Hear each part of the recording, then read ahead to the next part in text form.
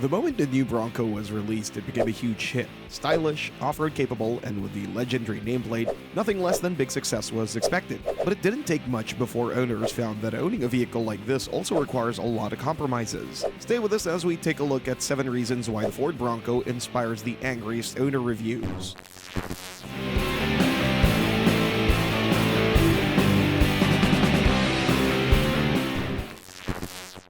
Number 7, the Bronco is not the best daily driver.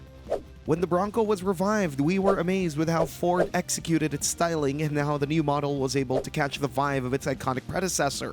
We were amazed with its off-road performance too, but still, leaning to the spectrum of mobility also means sacrificing a couple of things. In the Bronco's case, it also reflected through a few things we didn't expect to miss in a modern-day vehicle. The Ford Bronco is a fantastic off-roader, but for daily driving, there are a few things that make it not particularly practical for commuting. For example, the four-door version is not the most convenient SUV from the perspective of rear passengers. Yes, there is plenty of passenger room, but rear passengers don't get cup holders, for example. Air vents are missing too, at least on the center console. Ford did install them under the seats, but those are nowhere near doing a decent job. The folding mechanism of the rear seats is also not great, so owners may expect a little bit more trouble than usual. Another reason why the Bronco is not exactly the best choice for daily commuting is fuel economy. As a massive body-on-frame SUV with big wheels and massive tires, the Bronco is less efficient compared to modern-day crossovers. The best you can get is around 20 mpg with the base turbo 4, while the optional V6 brings an even bigger gap between the Bronco and carb-based SUVs. Number 6. Ride quality. Clearly, Ford brought the Bronco back to compete with the Jeep Wrangler, so the base design approach of the two models is very similar. They're both primarily off-roaders, but Ford wanted to give the Bronco an advantage, to make it more well-rounded, to make it better on the road, because let's be honest, a big portion of Wrangler and Bronco owners bought it because of the look. They don't use it off the road all that much, so Ford came to the idea to offer a different front suspension setup. Instead of the solid axle, the Bronco's front suspension is independent, but to be honest, the difference is minimal, barely noticeable. It only made the Bronco more frugal, more vulnerable in extreme terrain. The reason why the difference is barely noticeable is because the overall design is still largely the same. The Bronco is still a body-on-frame SUV, heavy and with a high center of gravity, which translates to lots of body lean in corners. Vague handling doesn't help either, while fat all-terrain tires also mean almost no feedback from the road. Finally, spongy brakes do not only contribute to ride quality issues, they can also be quite unsafe with inexperienced drivers behind the steering wheel. Number 5. Sound insulation. The Bronco is a massive, boxy SUV with not particularly great drag coefficient. Its tires are massive and loud, and with that in mind, it's clear that the ride can be pretty loud, especially at higher speeds. But the Bronco's sound deadening problem is more complex because besides these, let's call them design flaws, the Bronco, just like the Wrangler, comes in 2 versions when it comes to cabin design. One of them is with a soft top, where it's kind of expected to have a lot of noise inside the cabin, but things aren't much better with a hard top either. Once again, the roof as well as its doors are removable, and it didn't take too much time for owners to realize that sealing is far from ideal. It's actually so bad that it causes a lot of excessive noise inside the cabin. Moreover, the sealing issue is also the reason why many owners reported water leaks inside the cabin. Number 4. Tire issues.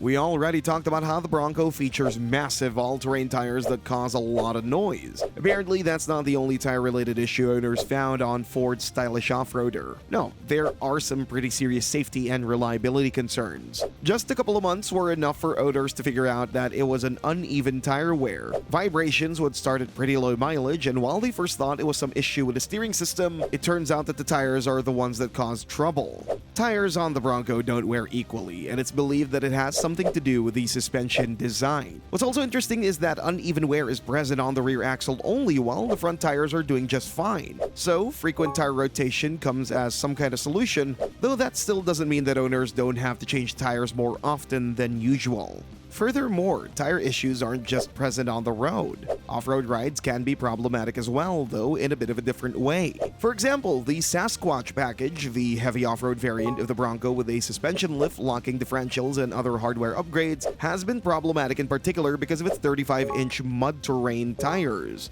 For some reason, Ford didn't install flops, and with such tires that throw rocks all around, there's a big chance of damaging the paint, which would later lead to rust and significantly cut the lifespan of this capable off-roader. Number 3. Build quality concerns. No vehicle is perfect, and in the case of the Bronco, there are a few build quality concerns to address. First of all, there's the interior design. It looks really nice, but if you look a bit closer, you will notice a lot of areas wrapped with cheap plastics. Still, we don't take this as a drawback because this is an off-road vehicle after all. What we can take as a weak point is the fact that there is a lot of rattle and strange noise that suggests that certain parts of the cabin haven't been assembled particularly well. We already talked about the ceiling, the roof, and door panels. Furthermore, there is a problem with fender flares as they haven't been designed particularly well. They're designed to be easy to remove, so you won't find more than a couple of latches. That's highly convenient, but also super easy for thieves to detach and steal, so it's no surprise that the internet is already full of these on sale. There are some aftermarket options, more or less ideal solutions to secure these fenders, while certain YouTube videos also offer DIY solutions, but still, it's not exactly the scenario you expected with a brand new vehicle at this price range. Still, all these build quality concerns are far from being major.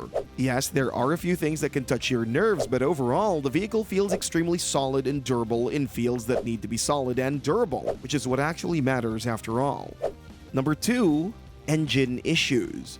On paper, the Bronco is an impressive off-roader. High ground clearance, massive off-road tires, locking differentials, and all other quintessential hardware, everything looks right. But then, if you ask average off-road enthusiasts what's the thing they appreciate most, that would be reliability. And in the Bronco's case, there are a few things that bother its owners, and it particularly refers to the powertrain. Yes, the Bronco's turbocharged engines are more efficient and have more torque than naturally aspirated V6s from the Wrangler and the now previous generation 4Runner, but still, they turned out to be quite problematic even by Ford standards, a company that is not exactly the epitome of reliability. The base 2.3-liter Turbo 4 is a pretty familiar engine with familiar issues, and just like other models with this engine under the hood, the Bronco also had issues with the faulty turbo wastegate. Things aren't much better with the optional 2.7-liter V6 either. Moreover, this engine is quite notorious for its failures at pretty low mileage. Apparently, there was a big flaw in the valve design which would become brittle from the heat, which would lead to a lost compression.